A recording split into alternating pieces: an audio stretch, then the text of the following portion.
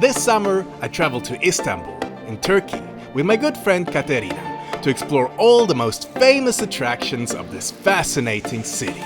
In this video, we want to show you what traveling in Turkey is like now and share our top 30 things to do in Istanbul.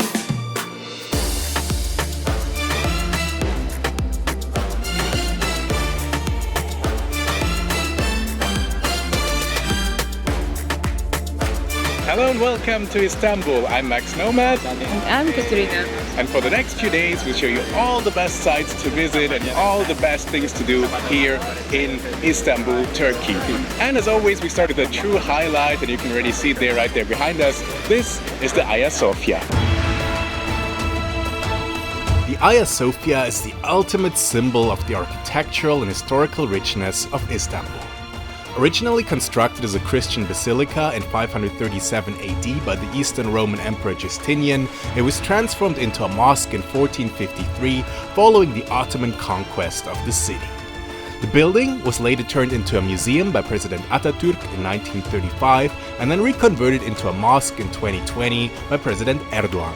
Its most notable feature, the Grand Dome, soars 56 meters high and has captivated observers for centuries.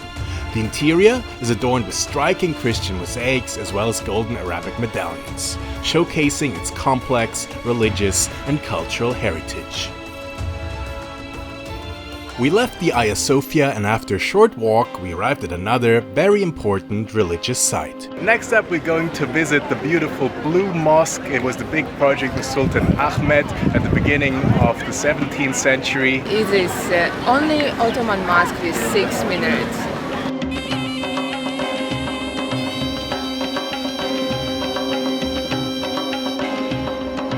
We walked through the courtyard of the mosque, and after Katerina had picked up one of the provided headscarves, we entered the prayer hall.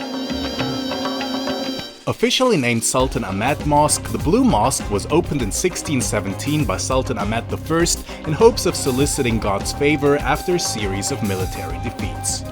Inside, over 20,000 blue tiles featuring floral designs adorn the walls and give the Blue Mosque its name.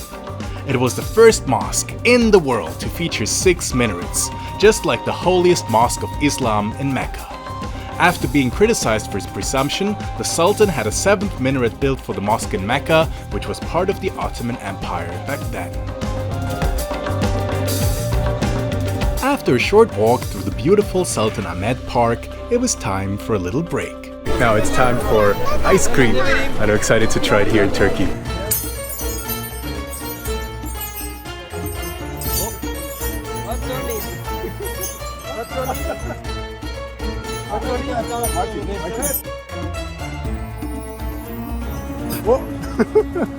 Chocolate strawberry. Chocolate strawberry, please.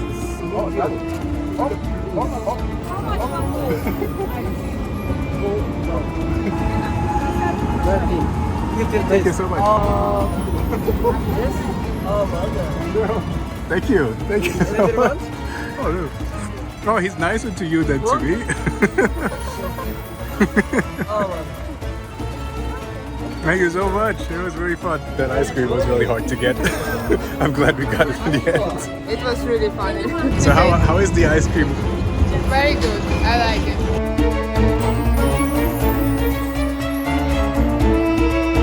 Now we're at one of the most famous sites of Istanbul. This is the Basilica Cistern. It was commissioned by Emperor Justinian and built in 532 to provide water for the Great Palace. The Basilica Cistern is the best preserved site from a time when Istanbul was still called Constantinople and known as the proud capital of the Eastern Roman or Byzantine Empire. It is a vast underground water reservoir supported by 336 marble columns. The cistern is an incredibly atmospheric place featuring art installations, changing lights, and mysteriously decorated columns, including one with symbols that look like peacock eyes or tears, and 2 that rest on bases shaped like eerie Medusa heads. The reservoir acted as a filming location for the James Bond movie From Russia with Love. We left the Basilica Cistern, and after walking a few minutes, we arrived at another very important Byzantine monument. And this square used to be the old Hippodrome of Constantinople. Chariot racing was one of the favorite pastimes of the emperor and the people of Constantinople. They came right here to watch these races. The stadium could hold up to 100,000 people, so just imagine, this was a massive, massive place.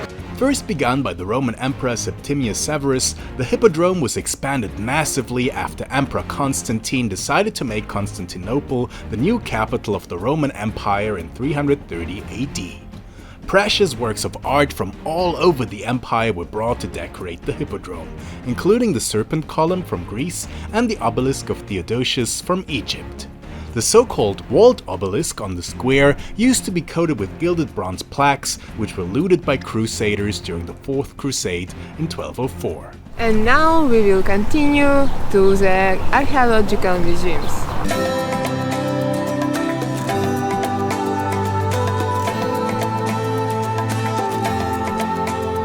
The Archaeological Museum offers a fascinating glimpse into ancient history. Its collection includes statues from ancient Greece and Rome, golden treasures from Troy, and the oldest surviving peace treaty in the world between ancient Egypt and the Hittite Empire from 1259 BC. The highlight of the museum's collection are the sarcophagi of the royal necropolis of Aya in the city of Sidon in today's Lebanon. These sarcophagi belong to a succession of Phoenician kings from the 4th and 5th centuries BC and include the famous Alexander sarcophagus depicting Alexander the Great battling the Persians.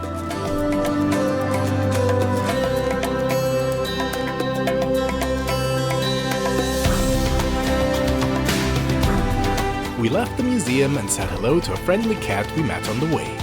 Then, we took the tram back across the Galata Bridge to our Airbnb in the Bayolo part of the city. After getting changed, we took a taxi back to the old town for dinner.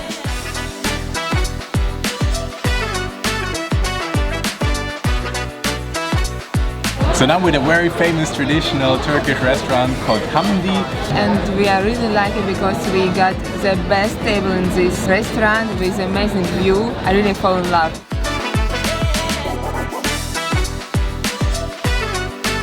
I'm so hungry and I can't wait to try typical Turkish starters like that with yogurt, mint and garlic. Very tasty. The other starters or meze that we tried were muhammara, a spicy dip made with red peppers, walnuts and chili paste, aromatic roasted eggplant cream, nutty hummus and tangy pickled vegetables, all served with fresh, fluffy flatbread. Now the main attraction arrived. This is what the restaurant is most famous for. Those are the kebabs. We have the chicken kebab, the lamb kebab, and the beef pistachio kebab. Katerina and I tried the 3 different kebabs, which were all excellent. My favorite was the pistachio beef kebab.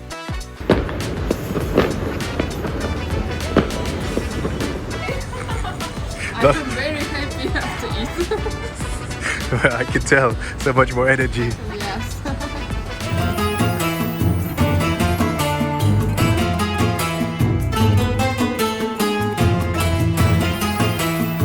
We arrived at our next stop, which is called Cafe Meşale, and we have here the tea, which is of course very, very typical in Turkey, and the hookah. Here we go. So this is melon flavored, so it's kind of sweet, which is really nice. I feel very integrated into Turkish culture now, I must say. And I'm gonna try the tea here. It's called chai in Turkey. And this is like a black tea, I think. Kind of nice. Wakes you up a little bit. I continued to smoke the Turkish nargile water pipe, and Katerina tried a mint tea. All in all, it was a really, really good day. So, we'll talk to you again tomorrow.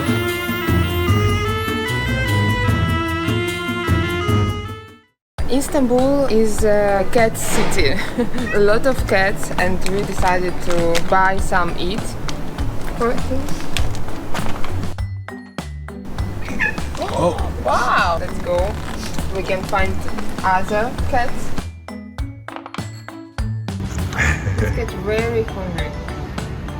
I like it so much.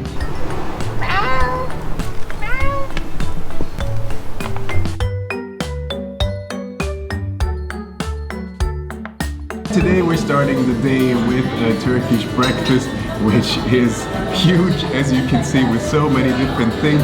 The massive breakfast at Van Kahvalti Abbey included eggs, olives, a jajik yogurt dip, muhammara, fruit jam, various cheeses, vegetables, and several other spreads and toppings. Katerina started with the eggs.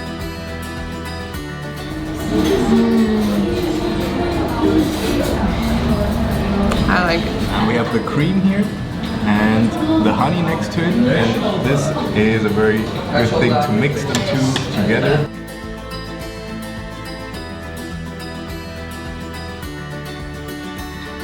It's a really nice combination. You got like the milky flavor from the cream combined with the sweetness of the honey. This is really, really good to start the day. You get unlimited tea, so whenever you run out of tea, they rush in and fill up your cup. They explain which combinations to make between the different foods. Such a good experience. Thank you so much. Thank you. Bye. Bye. Thank you.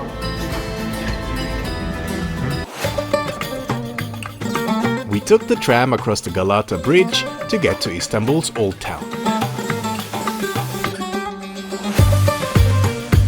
Now we are in the Grand Bazaar. This is one of the oldest so-called shopping malls in the world. It's enormous, so we're gonna take a walk around and try to show you the most interesting spots at this Grand Bazaar. First built in 1455 by Mehmet the Conqueror, the Grand Bazaar was the epicenter of Ottoman trade for centuries. It features 61 covered streets that are home to over 4,000 shops. With over 90 million visitors every year, it is the most visited tourist attraction in the world. I found something for me. I really like it and I really need it. During a walk around the bazaar, Katarina and I saw shops for carpets, handbags, silverware, earrings, and gold jewelry. We stopped at a small shop to try Turkish Delight, a traditional soft and chewy confection made from starch and sugar. One of them is with caramel, which is really nice, and with rose, pomegranate, and it looks really, really delicious.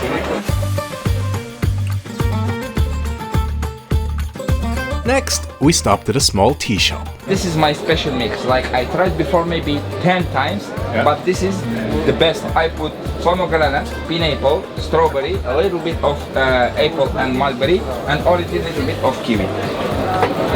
That's for you, brother. Oh, you're right. This is really delicious. Yeah. It's really fruity. This is special. I call it love tea. Does it have powers? After showing us some of his more natural, non-powdered teas, our shop assistant Zied also wanted to demonstrate one of his most intense products. We put crystal menthol in this hot water. Too much hot. We will give it smell. Wow. This is for what they use it, for migraine, for the cyanosa, they use it for skin, for pain of articulation. This is I prepare it and I suggest it for all of you. We left the Grand Bazaar to visit one of the old city's major landmarks. Now we are going to Süleymaniye Mosque and I can't go in my outfit, so I need to find something here.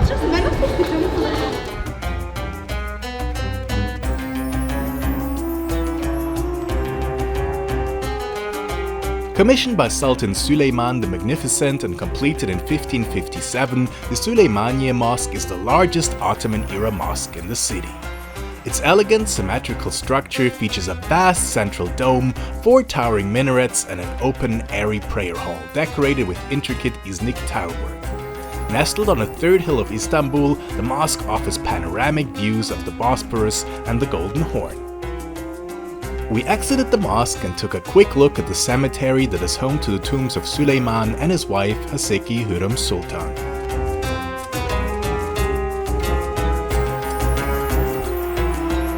After a short walk through the busy local shopping streets of the Bazaar district, we arrived at one of Istanbul's major culinary attractions. Now we're inside the famous Spice Bazaar, where obviously, as the name suggests, you can buy lots of spices. And also you can buy a lot of Turkish sweets, tea, everything what you want. Our first stop at the Spice Bazaar was, of course, a spice shop. Salad spice. You can add some olive oil. It's possible for every kind of salad, okay? It will be amazing taste. This one is for the fish. Fish spice. Famous one is Ottoman spice. You can use for every kind of food. For meat, for chicken, for pizza. What is inside the Ottoman spice? What kind of There ingredients? is paprika, oregano, mint, some other spice also. They don't tell us because it's secret. Ah, If tell okay. us, we can do by ourselves. That's why they don't tell us. Ah, right.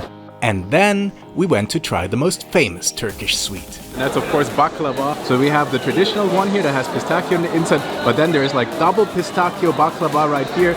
Then a very special one with a crunchy roll outside, one with chocolate, and another one here with lots of pistachio. So it looks really, really good. I tried this mango baklava.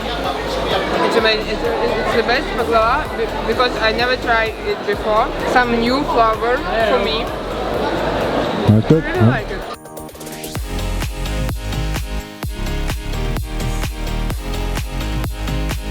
After a short tram ride, we arrived at our next activity, a Turkish coffee making course. We start with this cup and we use 9 grams of coffee. It's like 20 like coffee beans. Şimdi de 10. We open our grinders and put the beans inside. And we're ready. We poured the ground coffee into our little copper pots, added hot water, and mixed the coffee and the water with a little spoon. To boil the coffee, we put our pots on a traditional sand coffee maker. Not be slow, be patient. Okay, yeah, that's it. When the coffee started to boil, we quickly took it off and got ready to pour it. Yeah. Okay, go naturally. And then it was time to try the coffee. It's nice. It does taste better because we made it ourselves. After we finished our coffee, our host showed us how to flip our cups for coffee grounds reading, a traditional Turkish style of fortune telling. The other participants and I gathered round as our host interpreted the patterns in Katarina's cup. Did you see the woman here? She's wearing a dress. She's thinking about something and it makes, her head go flames. This one looks like a cat, and cat also means like adventure. The flames going from the woman's head, you can see that they are coming to cat. So it means something like the adventure is going to solve the problem. As a goodbye gift, we received our own little Turkish coffee making kit. I will include a link to the coffee course and all the other things that I mentioned in this video in my free Istanbul travel cheat sheet on maxnomad.io/Istanbul. After a short walk, we arrived at our dinner spot for the day.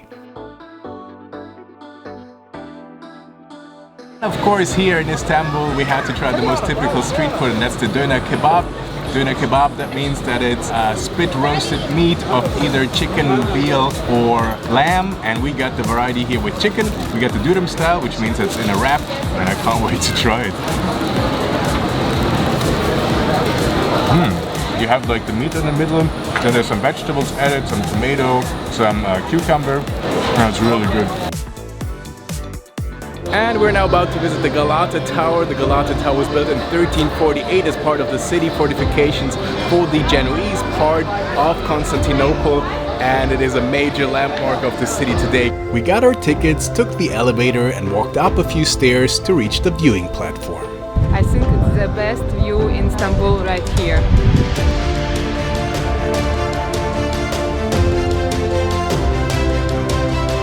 The best thing is that you can walk all the way around, so it gives you like a perfect 360 view, so you can see Istanbul from all sides.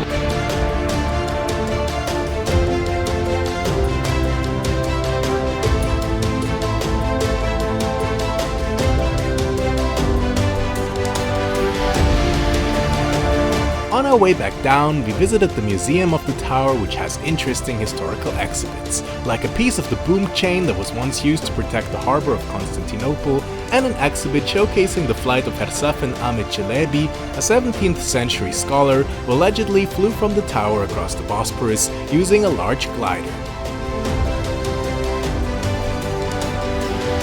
We went back home to hang out with some of our new friends.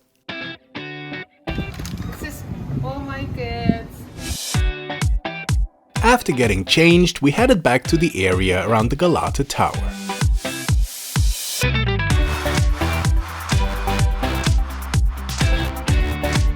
And now we are going to Nardis Jazz Club. To see a performance by a Turkish jazz artist. I'm really excited. I like jazz so much and I think it will be really interesting. We got some drinks and a small cheese platter as a snack, and then the show began.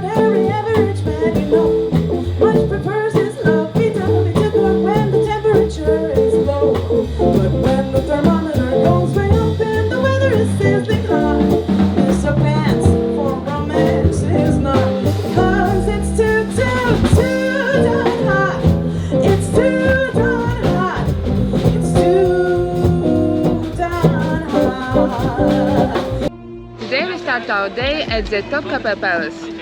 This palace was the center of power for the Ottoman Empire for 400 years between the 15th and 19th century. It's a massive space with lots of buildings. There's a big harem, and right there behind us you can see one of the main entrance gates. We walked through the Gate of Salutations and found ourselves in the so-called Second Court, which was the main location for the day-to-day business of running the Ottoman Empire. We first visited the armory, which displays an impressive collection of Ottoman and European arms and armor. Then we entered the Imperial Council Chamber, where the Council of the Empire met to discuss affairs of the state. After a brief stop at the palace's kitchen buildings, we walked over to the most intriguing part of the palace. Now we are at the harem. This was the most private part of the palace. This is where the Sultan used to live with his family. Family in his case meaning his 4 official wives plus lots of concubines. There were up to 300 concubines living here, as well as the many children of the Sultan. During our visit to the harem, we first saw the women's dormitory where some of the lower-ranking concubines used to sleep. Next, we visited the mosque and the courtyard of the Black Eunuchs, castrated African men who were in charge of running and controlling the harem. After walking through the courtyard of the concubines and through the baths of the Sultan, we arrived at the Imperial Hall, the most lavish room of the harem, where the Sultan received guests and family members and enjoyed his private entertainment.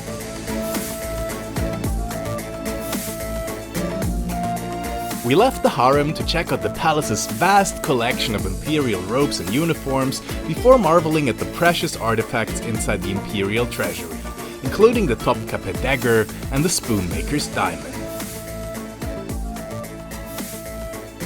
After visiting the airy library of Sultan Ahmed III, we went into the sacred safekeeping room where several of the most important Muslim relics are displayed, including the mantle of Prophet Muhammad, hairs from his beard, and several of his swords. We concluded our visit in the fourth court, which sports a gorgeous marble terrace with a great view of the Golden Horn, as well as several ornate pavilions and fountains.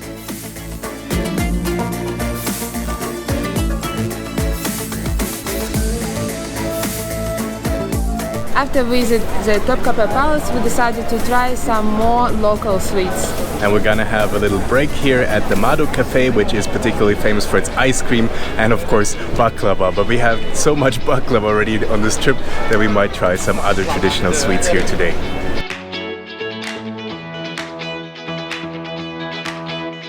We went up to the top floor of the cafe and ordered a selection of their best sweets.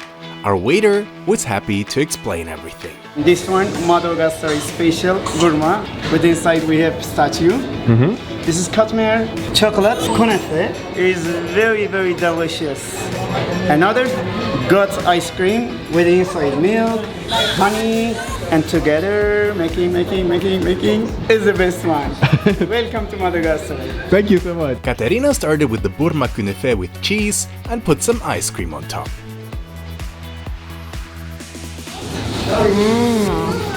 Cheese, sweet, with ice cream. It's very tasty. Next, we tried the fried katmer with its pistachio filling and the succulent chocolate künefe.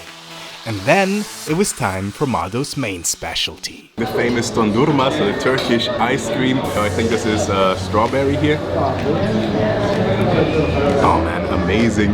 So Turkish ice cream is a bit different from Italian ice cream. The Turkish one is a bit more gooey and it's quite sweet and it's really good. We left the Mado Cafe to get to one of Istanbul's most important art museums.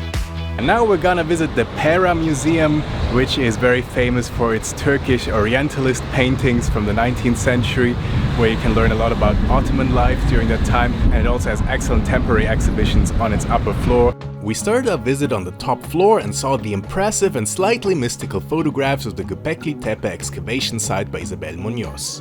We continued with another fascinating photography exhibition about life in Istanbul today before admiring the museum's main drawcard. Its Orientalist collection with paintings from the 17th to 20th centuries, including Osman Hamdi Bey's famous work, The Tortoise Trainer. We finished our visit by briefly checking out the museum's Kütahya ceramics and Anatolian weights exhibits. After a short taxi ride, we arrived at another one of Istanbul's main cultural attractions. And now we are going to the other museum. It's named Istanbul Modern. And it has a really good collection of Turkish modern art, as well as varying temporary exhibition with mixed media exhibits. We took the elevator to get to the top floor of the museum. Wow, the viewing platform up here is incredible. You can see Istanbul on all sides. It's one of the best views of the city I've seen on this trip.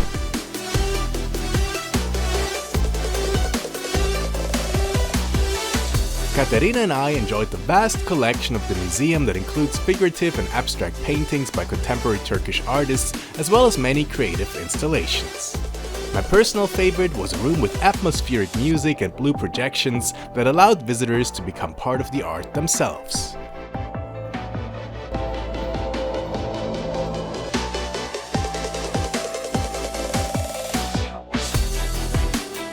After a brief stop at our Airbnb, we took the metro to get to Taksim Square, the symbolic heart of the Beyoğlu district.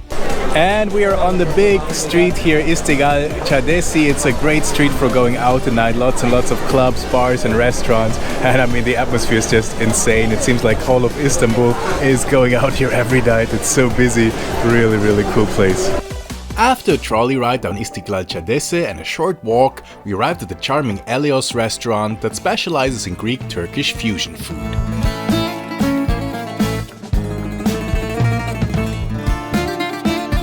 I will try fried squid. Very tasty. Next, we tried grilled octopus and several of the cold starters of the restaurant, including sea bass and onion mustard sauce, roasted eggplant cream with tomatoes, and a crab salad with shallots and mayonnaise. And then it was time for the main course. This is sea bass. Their menu changes every day, so they can provide really the freshest fish from that day. So full of flavor, you can really tell it's kind of like fresh out of the sea, slightly crunchy because it was grilled, and it's just so good. After the meal, I ordered the most celebrated Turkish spirit. Now we're gonna try the Raki, which is a strong anise flavored spirit that they mix with water, and we got some ice here. I'm gonna put one inside on top.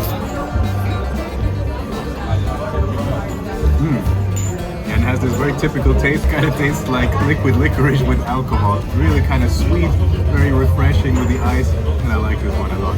So, cheers! Good morning. Istanbul is the only city in the world which is two continents, Asia and Europe.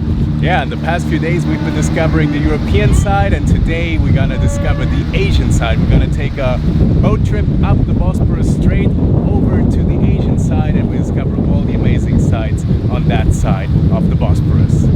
We bought our tickets for the long Bosphorus tour at the dock of the Şehir Hatları company in the Eminönü district. A link to the exact tour we did is included in my free Istanbul travel cheat sheet linked in the description below. Our ferry left the harbor and our trip started with a great view of the Beyoğlu district and the Galata Tower. We saw the marvelous Ottoman Dolmabahce Palace, the Shiran Palace, traditional timber waterside mansions, the beautiful Ortaköy Mosque, the Beylerbeyi Palace with the massive Çamlıca Tower in the distance, the impressive Çamlıca Mosque with its 6 minarets, the ornate Küçüksu Kasrı hunting lodge, and the formidable Rumeli Hisari fortress which Mehmed the Conqueror had built in preparation for his siege of Constantinople. This boat trip is really fun. You can see lots of interesting sights here from the boat. It is pretty windy though. We passed under the Fatih Sultan Mehmed Bridge, saw the picturesque Hıdiv Kasrı Palace on the hill, and a bit later we arrived at the final stop of our boat tour. This is Anadolu Kavağı. It's a cute little former fisherman's village. It's now mostly for tourists. And as you can see, there's all these fish restaurants all around. Most people stay here now for about 2 hours and then take the boat back to Istanbul. But we are gonna take the bus back so we can visit some more sites on the Asian side.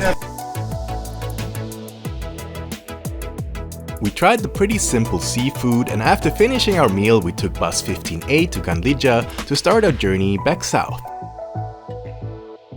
So we got off the bus now and we're now hiking up the hill to get to the first site on this trip. After a short 20-minute hike, we arrived.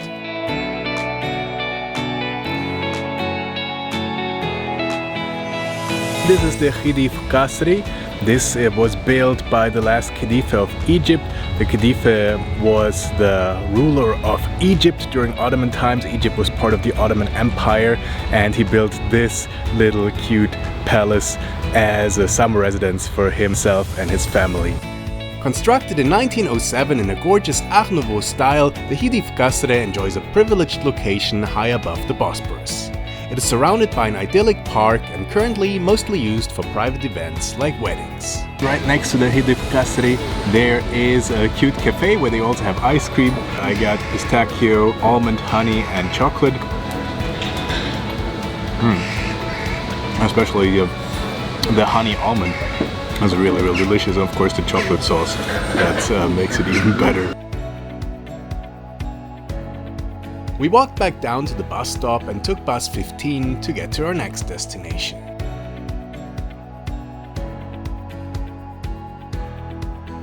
Now I'm here at the Küçüksu Hunting Lodge. This is a magnificent building. It was built in the 19th century for a sultan.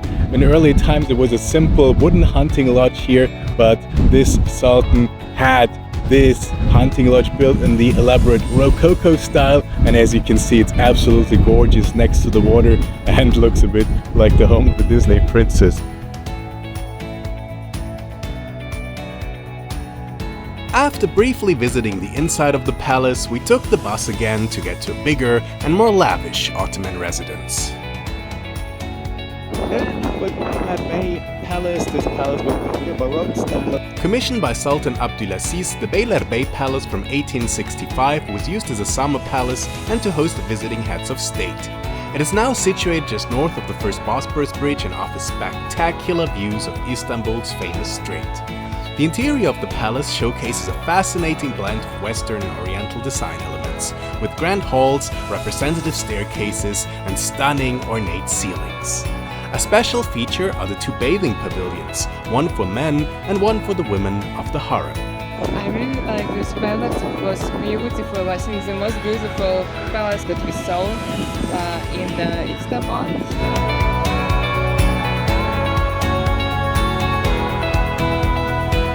We took a taxi to cross the first Bosphorus Bridge and get back to the European side of Istanbul.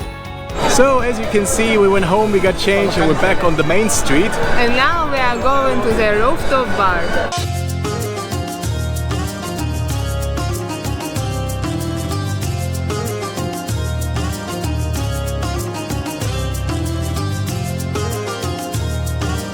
Since this is our last night in Istanbul, we decided to do something a little more fancy. So we're at the 360 rooftop bar tonight, and I got a glass of wine right here. So cheers! Cheers! On Şerefe. I will try red lentil dumplings. Looks very, very interesting. Has a strong taste of lentil, a little bit spicy, and it's very good together. Yeah, I like it. The other starters we tried were crunchy prawn and vegetable tempura and creamy beetroot hummus. And then the sauce, the soy sauce, man, it's delicious.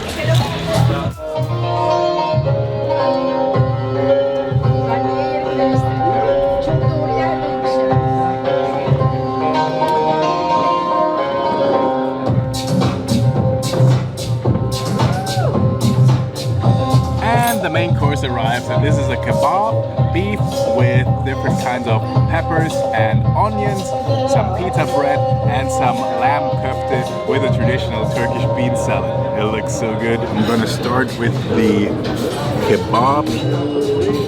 Crisp on the outside because it's grilled. You got the taste of the beef, of course, really nice and tender, and then some like kind of sweet flavor from the bell peppers. It's delicious. Since it's the last night, I got a little cocktail to celebrate. This one is called Topkapi. It's one of the specialties of the bar here. It's got cinnamon vodka, passion fruit, and apple perfume. Let me have a sip.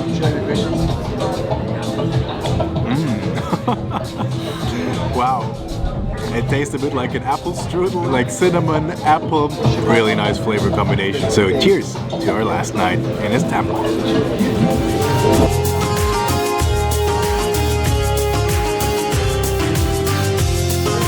I hope you enjoyed our video about the best things to do in Istanbul. If you're also interested in the best places to eat in the city, then please make sure to check out my epic food tour video where I show you all the best restaurants and food options in Istanbul. If you have any other recommendations for what to do in the city, please make sure to leave them in the comments below. I'm Max Nomad, and I will talk to you again soon.